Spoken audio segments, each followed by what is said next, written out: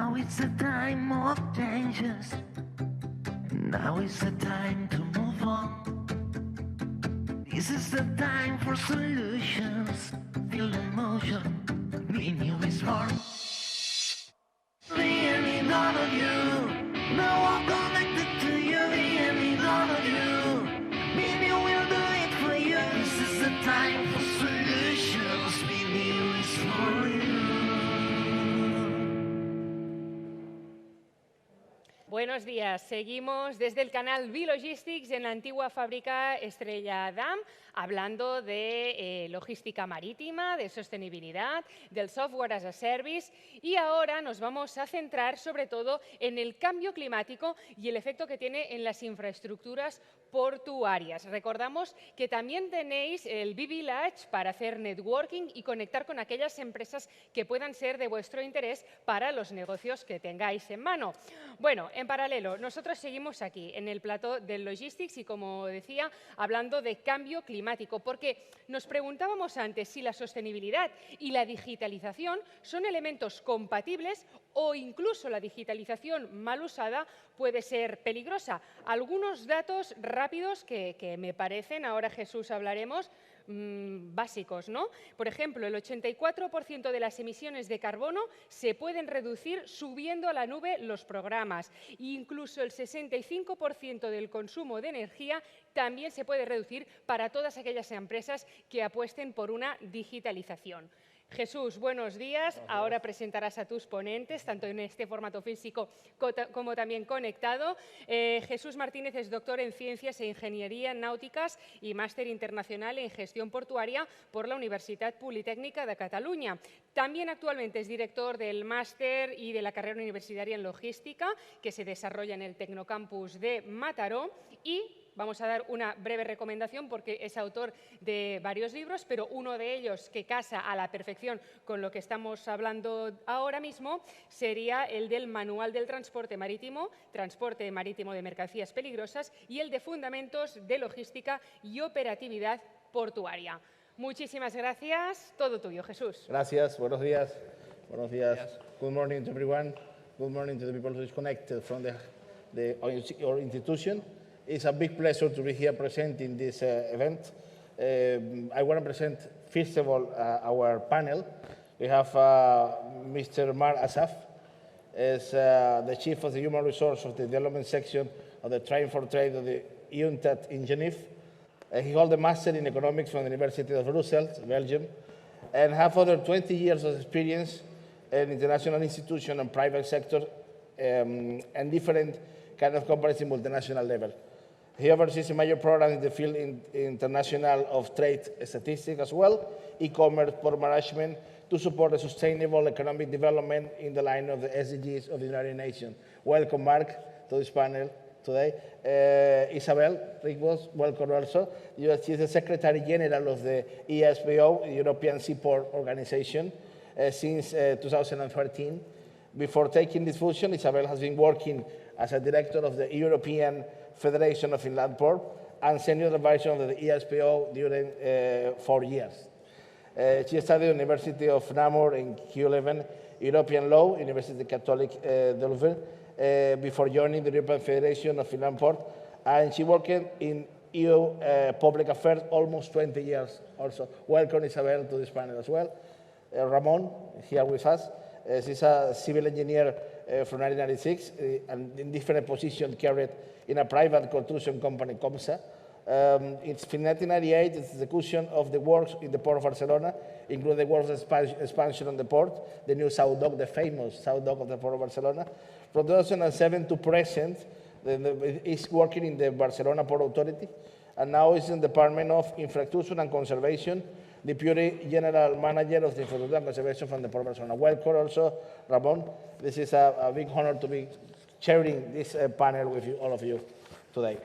As you know, today we're going to be talking about climate change, okay? So we have to say that the seaports are essential for the global trade development as well. With over 80%, according to the UNTAD, you have now Mark today here, 80% of the trade volume of the carry is the cargo is carried by sea. from port to port. The crucial infrastructure, the nodes, and in the global supply chain are overseas as well. But we have this big problem with the climate change as well. Sea level rise impacts in the trends and projection as well. Ports and connecting the coastal transport infrastructure from complex system. We have to take in mind maybe the economic losses in our account. The sea level rise is largely driven by global warming. Global warming can force a big sea level change and affecting our port infrastructure as well. And the projections have important implications from the adaptation of the port and also in our blue economy. So the first question I want to ask, start with Mark. The first question is talking about the climate change. According to the Global Risk Report 2021 for the World Economic Forum, the risks with the climate change, including climate action, failure, extreme weather, biodiversity loss, natural resource crisis, human environmental damage, are considered among the key risks from likelihood to impact point of view that will affect our life. From your institution, which are the policies that we are taking action to carry out to prevent and this impact over the industrial activities in this regard?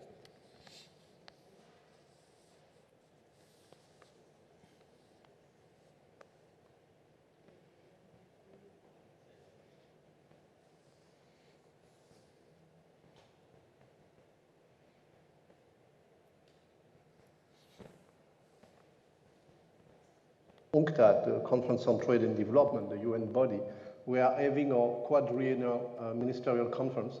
We get our mandate every 4 years with our member states. It's happening now. And the draft text that is being negotiated is actually putting at the very, very top of the agenda climate change and the climate crisis.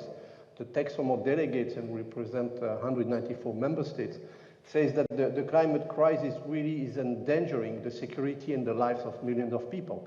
And this is reality. We have seen it the last 2-3 years, seeing directly on the scarcity of water, the food insecurity, and the effects in terms of intensity, in terms of frequency.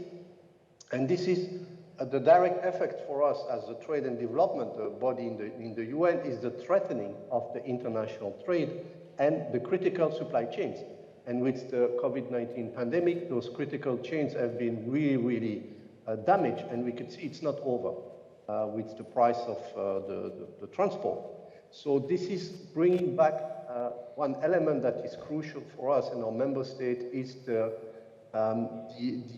Paris Climate Agreement from 2015. I mean, it's a long time ago, but it's alive and kicking with 2 degrees global warming, and also directly linked to that for us, the Sendai framework for disaster risk reduction that is covering the period from 2015 to 2030, where more investments are needed. There are several elements that come out of the discussion that are happening now and are going to be closed at the end of this week. Allow me to go also and explain to you at the level of UNCTAD how the climate change is coming now across all programs in all of our divisions and colleagues working on those subjects. If you look already at the Trade and Development Report of UNCTAD, in 2020, when we had the height of the pandemic, the message was already there in saying that the inequalities, because we're all talking about inequalities and vulnerabilities, but the inequalities were already revealed in 2008 with the financial crisis. The economic indicators that we have been observing since are getting worse. The debt explosion is getting really out of control, and this is creating more exposure to external shock. And external shocks comes under the shape of this climate crisis, climate change, and also pandemics. And the promises to fix the system did not happen. So we really have big problems in there. Another element I can refer to, because it was mentioned by the presenter before you raised us about the digitalization. When you look at the UNCTAD Digital Economy Report, the brand new one that was released a few days ago, is that we see that the data are actually playing a more increasing role as an economic and strategic resource. So data becomes now as a very special resource that is different than what we know from goods and services. Because this is another element we're working on trade statistics, right, goods and services. And we see this domination from what is called digital platforms that have become now digital corporations. And we know all the names from Apple, Microsoft, Amazon, and the big one. And we see that when we look at the bandwidth, data bandwidth, it is also dominated by two main routes, which is North America, Europe, and North America, China. And it's a bit, if I take a parallel with the maritime transport, it's those big main lanes also somehow connects to that, and they make the game. I can also refer to the work we are conducting directly related to maritime transport with our review of maritime transport.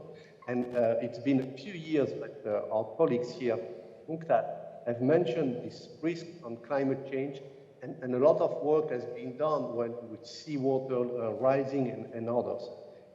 From my side, in the program managing the Train for Trade Port Management Program, we have also adapted way back from 2018-19, before the pandemic, into our content on looking at the sustainable challenges of port, and climate change has become a huge element in that. And also in the work we're conducting on measuring port performance, we have included two indicators related to environment, and we started in this field. And Jesus, thank you once again. I will stop here for now. Thank you. Thank you very much, Mark, for your intervention. Isabel, please. Yes, good morning, Jesus, and good morning, everyone, and thank you from my side as well for putting this topic on the agenda and involving us in that. So I just would like to say that for us, of course, for European ports, climate change is the first priority for European ports. It was mentioned we are on the first row when it comes to when the sea levels are rising. But the fact is also that ports are mission-driven elements, I mean mission-driven entities, let's say, so they want also to be helping into this solution. What is it? Because if we talk about ports, ports are not only these nodes in the supply chain and these trade gateways, let's say. Ports are also hubs of energy and also bring together a lot of industries. So we also have to see it from that perspective. And we see that in ports there are a lot of emissions coming together, even if the port management body isn't the creator, let's say, of these emissions. And what do we do as European Seaport Organization and as European Port? We monitor as SPO, we have every year an environmental report, and we monitor situation. We see that, for instance, half of the ports experience major challenges because of climate change, flooding, sea levels rising. We then see that more than 6 of the 10 ports are taking steps to protect themselves better, and 7 of them have already taken into account when building new infrastructure. What do ports do to mitigate? There we have a lot of good examples, and we know, as I said, managing bodies can do the strongest things on what is within the remit. And this will be all the working box, the mooring, tugs, and clean all those. They monitor, as I said. They put in place digital tools to optimize operations and as a consequence, try to reduce emissions of all stakeholders. They invest in renewables to become self-sufficient for the energy needed in the port, and they engage with stakeholders. We are also at European level, as you know, we have this whole bunch of commission proposals that came out in July with the aim of greening the shipping sector. One of the important sectors that is tackled in these proposals, and there the ports would ask to facilitate the investments to help the shipping sector in green. This will be very challenging because of course, for the funding. Now, because these are investments that we do support managing, but often no return on investment. So a lot is at stake, but what I would like maybe to, in 1 minute to say is that also ports are solving the problem, but they are also part of the solution. They are hubs of energy, and they can become also hubs of green energy and play a role in the whole sustainability, being hubs of sustainability. But that will have on first the impact screening on your port infrastructure and the layout of your port if you engage in this new activity. Then we see also the new energies that come with new supply chain, other supply chain and other connectivity, both the hinterland connectivity and the maritime connectivity, because I mean, where oil was coming from certain areas or is coming from certain areas and goes through certain ways to the hinterland and so on. This will be maybe another supply chain or other energies. Then the whole energy, if port wants to evolve in this new role as hub of energy, they will also have to and are already engaging with new stakeholders and creating new partnerships. We think about the whole hydrogen economy, so this is also something to take into account. And then even more importantly is that the climate challenge is such a big challenge that ports will probably most of the time not be able to manage it by themselves. In a way, they will have to create, and they are already doing, through coalitions of the willing, and I think the willing and fast is a typical example where they engage in groups like Bootcamp and so on that with big ports together they try to advance the climate agenda. And finally, I think what is also important is the whole greening of the ports and the role of ports in sustainable energy is that you will require skills, new profiles, new expertise. And this is also something to think about if ports want to play this role. So I will also leave that for this question. Thank you very much, Isabel, for your intervention. It's a big concern for the ports in the European Union, also the work that they are making for preventing these effects on our infrastructure. Ramón, la misma pregunta para el puerto de Barcelona, ¿no? Hemos escuchado la visión desde las Naciones Unidas, la visión desde Europa, los puertos europeos, y ahora la visión desde nuestro puerto, el puerto de Barcelona. Muchas gracias. A ver, para centrar un poco la cuestión, yo entiendo que todas las políticas que hoy en día se desarrollan en relación a la lucha contra el cambio climático se sitúan a dos niveles. Ya en algún momento ha salido en las exposiciones. A nivel de medidas de mitigación y de atenuación de todo lo que son los posibles efectos a futuro que pueda tener el cambio climático y específicamente medidas de adaptación. Cuando ya en el futuro los efectos que genera el cambio climático sean ya manifiestos y evidentes, pues todos en general nos tendremos que adaptar y entre otros los puertos, pues por nuestra ubicación estratégica en línea de costa y con múltiples efectos previstos que pueden ser subida del mar, mayores oleajes, mayores precipitaciones, múltiples. Y yo querría destacar que a nivel de mitigación el puerto de Barcelona ya lleva trabajando desde hace años y ya estamos tomando medidas desde tiempo atrás. Específicamente este año se ha realizado la revisión del plan estratégico del puerto de Barcelona. Es un documento importantísimo porque marca nuestra visión y nuestro planteamiento a futuro en un horizonte corto del 2021 a 2025. Incluso esta vez ya prevemos un horizonte a largo término hacia 2040. La línea fundamental y estratégica de este plan es la sostenibilidad. Eso es, digámosle ya, el leitmotiv de este plan estratégico y fundamentada en tres aspectos. La sostenibilidad económica, la sostenibilidad social y la sostenibilidad medioambiental.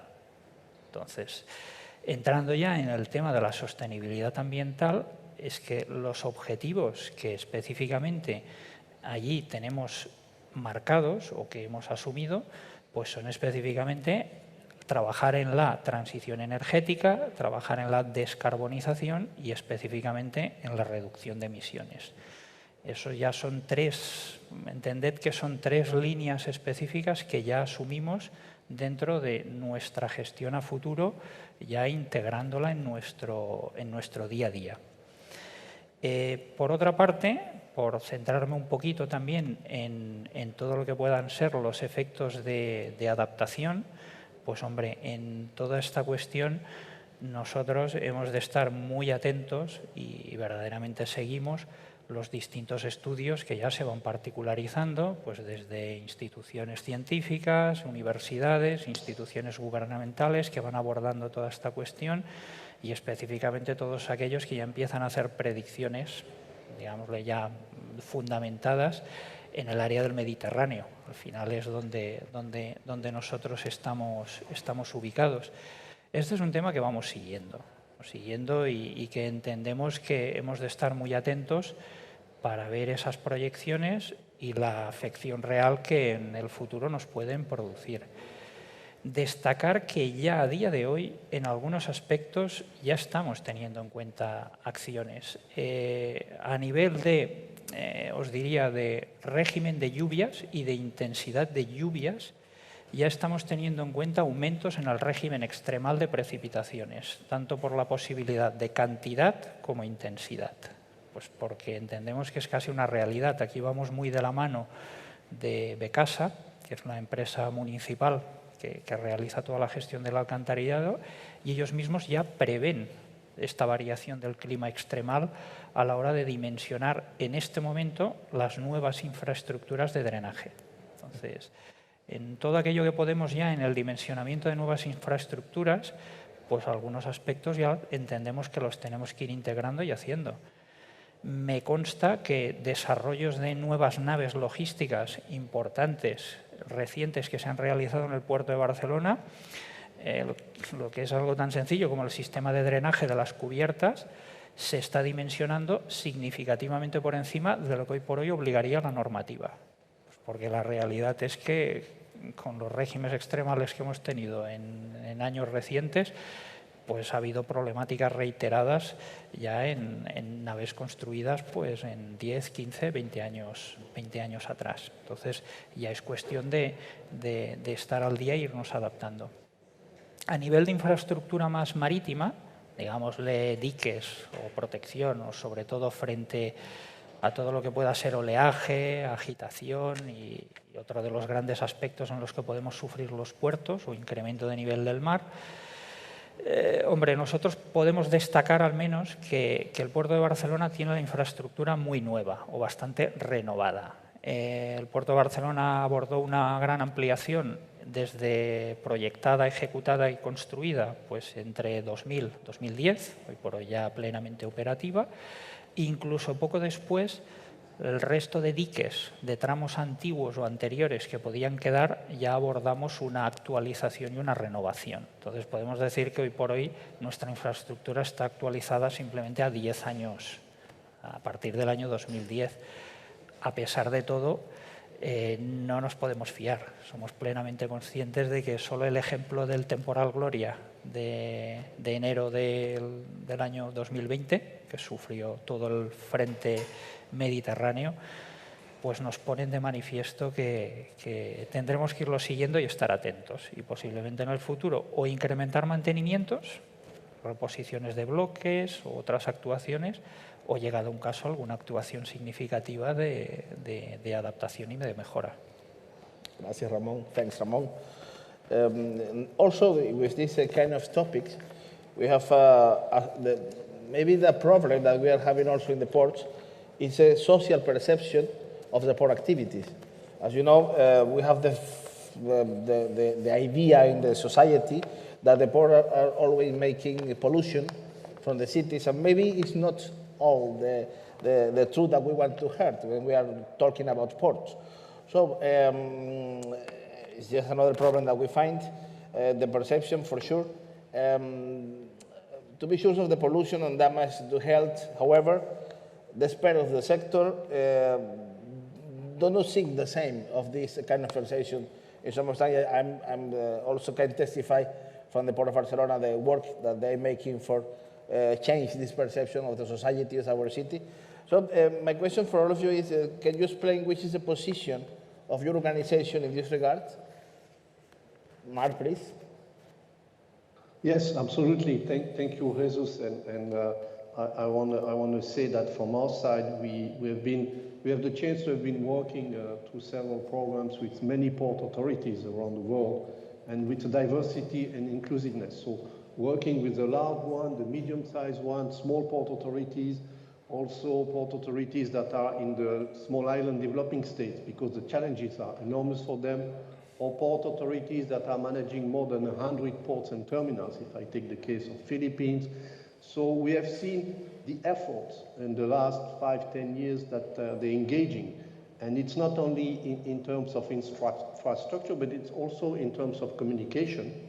And you could see examples. I mean, we're also working alongside with the International Association of Ports and Harbors, and they developed fantastic communication and website where they're trying to collect the efforts that are being done by their own members.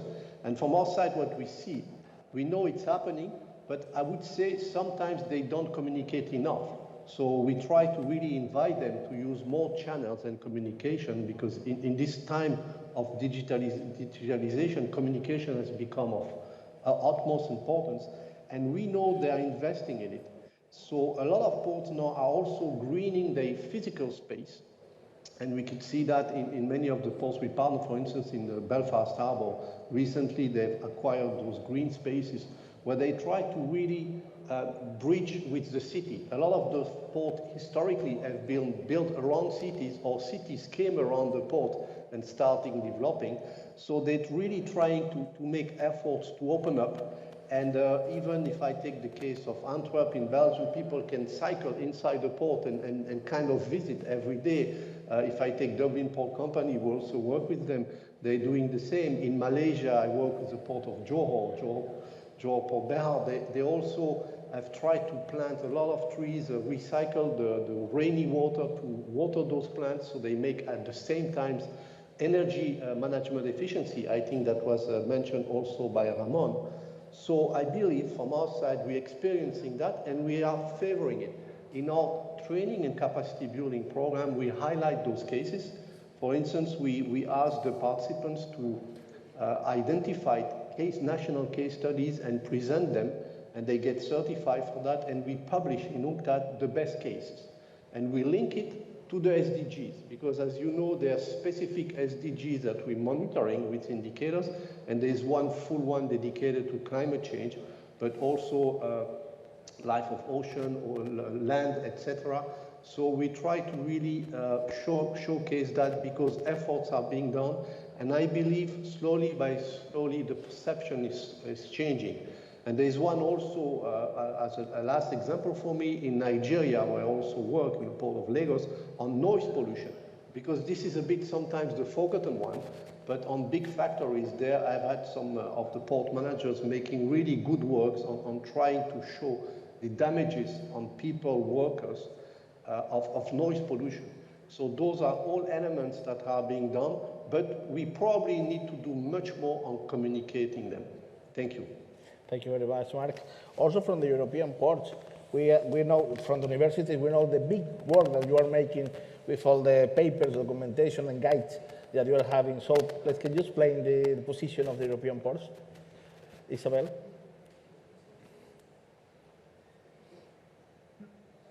Yes, thank you. It is very much at the core of what we are doing in ESPO on bottom-up work, let's say, because ports, it's indeed, we see that they are often, and I would say more and more, seen as the problem. We are a bit the visible part of pollution, the visible part of pollution of the many stakeholders, the ship. There is a ship with a dirty chimney or whatever that sails away, but the port stays on the spot, and it's ports that will be blamed. And ports They are engines of economy, of growth, but they are consequently maybe also engines of pollution. But we must see that cities are what they are because of the ports. We certainly see that in Europe. I mean, the big urban agglomerations, if you look at heritage and so on, they are all developed there. Barcelona, perfect example, because of the port.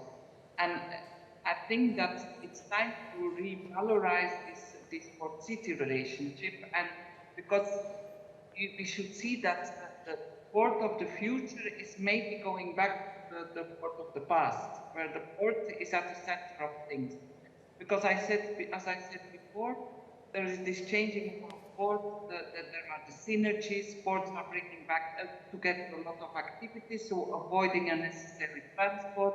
They are also an employer for the citizen, which then do not have to go far to work. But we have this whole issue of ports as hubs of clean energy. If we look at circular economy, ports are ideal locations. The waste of the city can become the energy of the port and vice versa. Also on blue economy, we see offshore, for instance, ports are a unique landing. The interesting thing with this new roles as energy is that we do not always have to be a centrally located port or a real like you be portrayed. So it could be that you're a port in a more remote area. I think Mark also referred to that smaller ports, maybe more remote regions, can become very important in offshore and just boost the region and also then the cities who are maybe a bit less centrally located. So, and what is important in all that is that we explain that, and ports are evolving, and ports are not anymore destructive. If people are honest and they go and visit ports, and they will see that these are very clean places, that there is a lot of green, I give 1,000 examples, and so we change, the port change, but citizens should also admit and say, okay, ports have changed, and I think we should arrive to a moment where also citizens rediscover their port and the assets of the added value that they say, maybe I'm proud to have in my backyard. So that is something we try to do forward as well, where we give each year a prize for port that has something exceptional in city relations, and it's based on a theme. And this year we worked around the theme of how the port plays a role in the recovery of the city and the environment around it. And we do not only talk about economic recovery, we talk social recovery and cultural recovery. And there we again have 11 submissions and very interesting and first project where you really see that are caring about their cities. And so this is something that we hope this revaloration, this revamping of the relation, to be proud of your ports that can have that coming and more developed. Thank you. Thank you very much, Isabel, for your point of view from European ports. Ramón, como sabes, también es un tema que nos afecta en el puerto de Barcelona, como en todos los puertos. Me gustaría saber la visión de la Autoridad Portuaria de Barcelona en este aspecto. Pues a ver, muchas gracias. En concreto, a mí me gustaría plantear, o como mínimo aclarar, confirmar, que la lucha contra la contaminación o contra las emisiones contaminantes, tal como he dicho, es una de las líneas estratégicas de nuestro plan estratégico y está marcado así como una de las líneas principales en nuestra gestión de cara al futuro. También quiero destacar que es algo que llevamos trabajando ya desde hace tiempo, no simplemente que nos hayamos añadido ahora, ya hace toda una serie de años en que es una cuestión en la que en el mismo momento en que entró en el debate público, desde el puerto de Barcelona entendimos que había que tomar acciones y posicionarnos.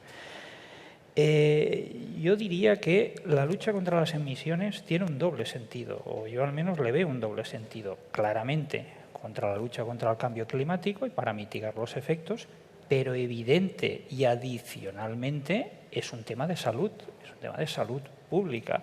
Pues porque es claro que las emisiones contaminantes, nadie lo va a negar, pues al final influyen en temas de salud, enfermedades pulmonares y otras cuestiones. Y al final los puertos, estando cercanos o integrados en ciudades, pues es evidente, somos contribuidores en cuanto a todo lo que son los volúmenes de emisiones. Yo confirmar y destacar que nuestra voluntad, alineación en la lucha contra estos temas es clara y manifiesta. Y es que así vamos a seguir y así lo estamos haciendo. Pero en cierta forma, hombre, yo manifestar nuestra discrepancia en muchas veces la asignación o la contribución que se nos hace a los puertos. Pues porque desgraciadamente parece que en general el sector marítimo y a la logística y a toda la actividad portuaria se le ha asignado un papel, bien por los barcos, pues porque sí, son muy grandes, tienen unas máquinas muy grandes, unas emisiones concretas muy grandes, y se le ha asignado unas emisiones y una representatividad muchas veces muy por encima de la que después, con estudios reales y estudios científicos, que en nuestro caso nosotros hemos promovido, se han manifestado como las reales de lo que son los puertos a la actividad de la ciudad o a los volúmenes que verdaderamente se destacan en las ciudades. Cada caso es un mundo y posiblemente cada puerto, pues en función de la configuración y de si el puerto está más integrado o menos en la ciudad, pues puede ser diferente.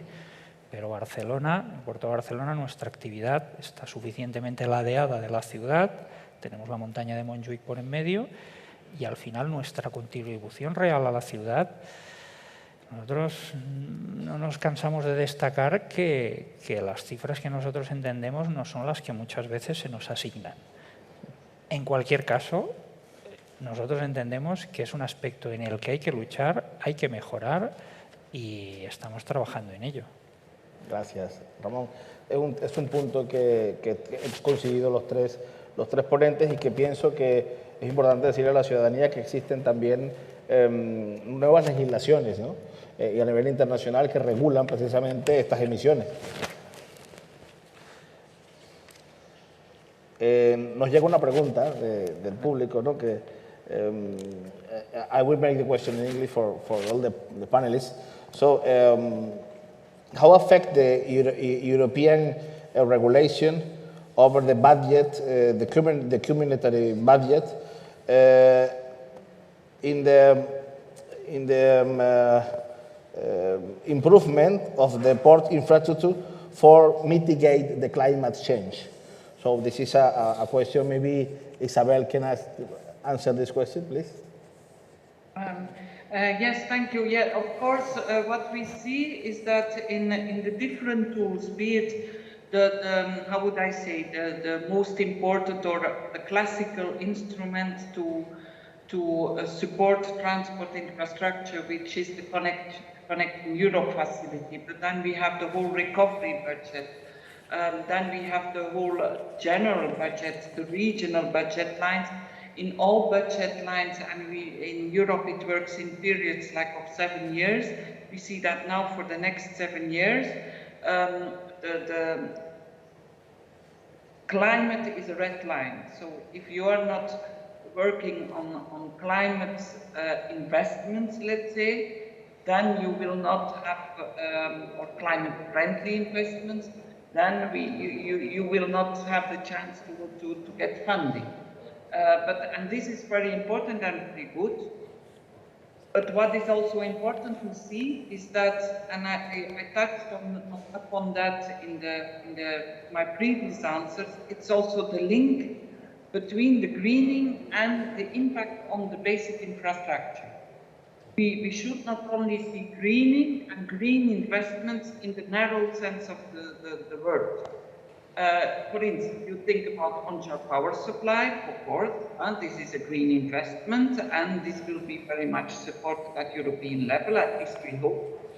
But what is more importantly is that if you, for instance, want to play a role in being a support landing point on offshore power, for windmills, offshore wind energy, you will have to adapt access lanes to the port, work, your keys, your connectivities, and so on. This will also require investments and some changes in basic infrastructure. And we do hope that that Commission or let's say the funding mechanism will also look into that, because otherwise you cannot realize the investments and you cannot play as all you want to play in this green.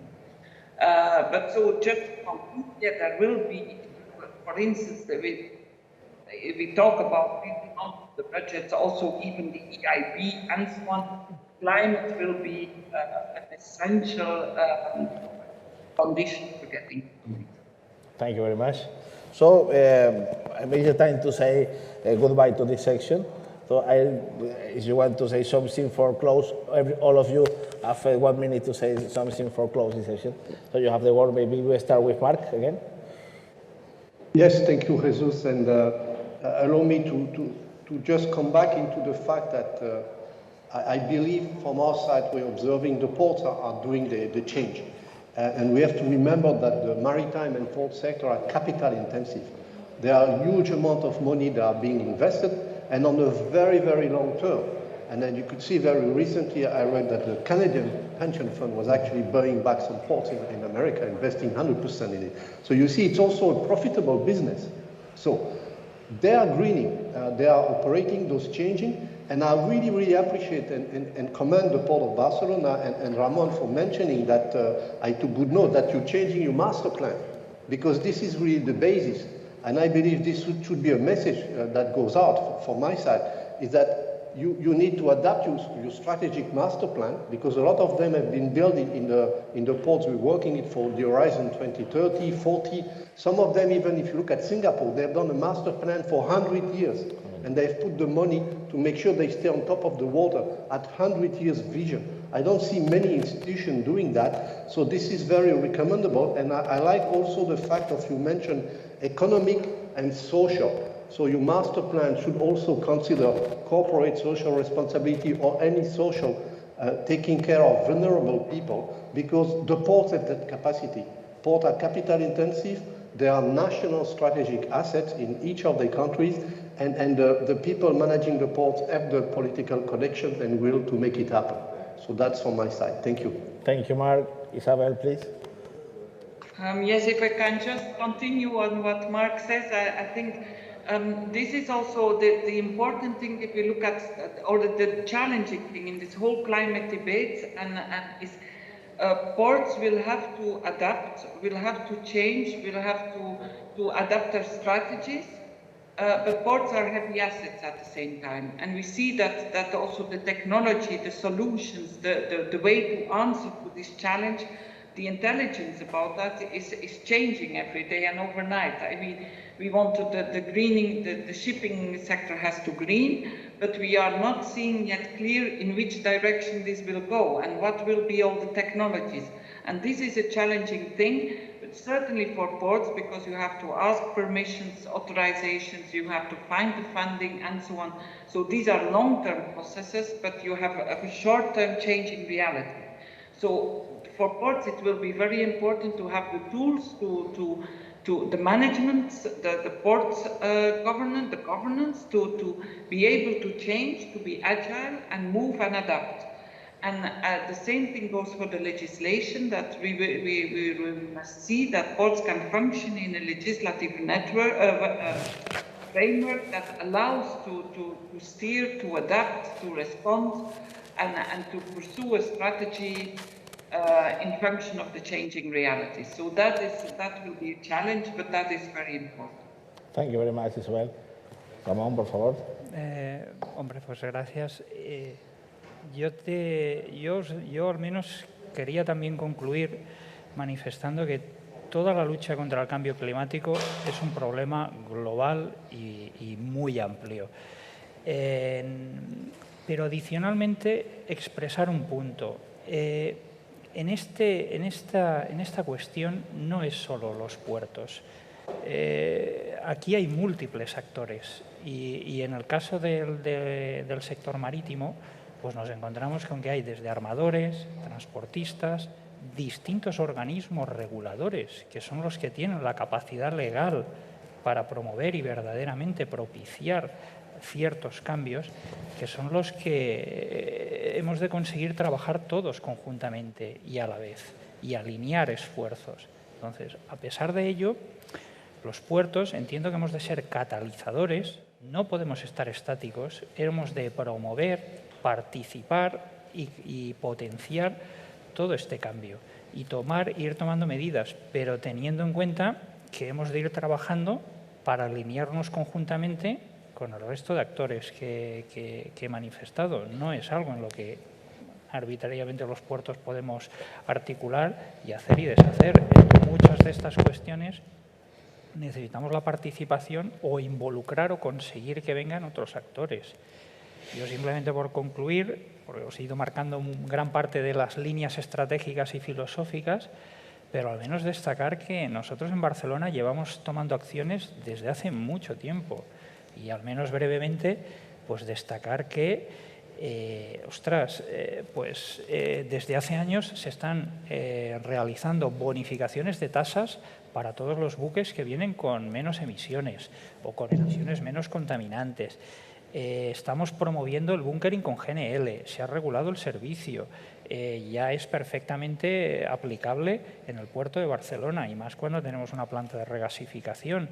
Se está promocionando, se está intentando conseguir que exista un servicio de gabarra permanente para bunkering con GNL. Estamos trabajando en un proyecto global de electrificación de muelles con la intención de que en nuestro plan estratégico en 5 o 10 años querríamos tener electrificados el 50% de muelles para que pudiera haber conexión directa a buques mientras están amarrados. Y que ni estamos quietos en eso, es que ya estamos potenciando un par de proyectos piloto que queremos arrancar este año para al menos en un par de atraques o en un par de muelles ya poder hacer la primera prueba y ver un poco cómo integramos esto y cómo funciona, cuando aún este tema prácticamente no está ni regulado aquí en España. A nivel de movilidad terrestre, pues es que tenemos múltiples acciones. Nuestra flota de vehículos es 100% eléctrica, o al menos la que se mueve por el puerto. En nuestras licitaciones potenciamos que la gente que venga con movilidad eco.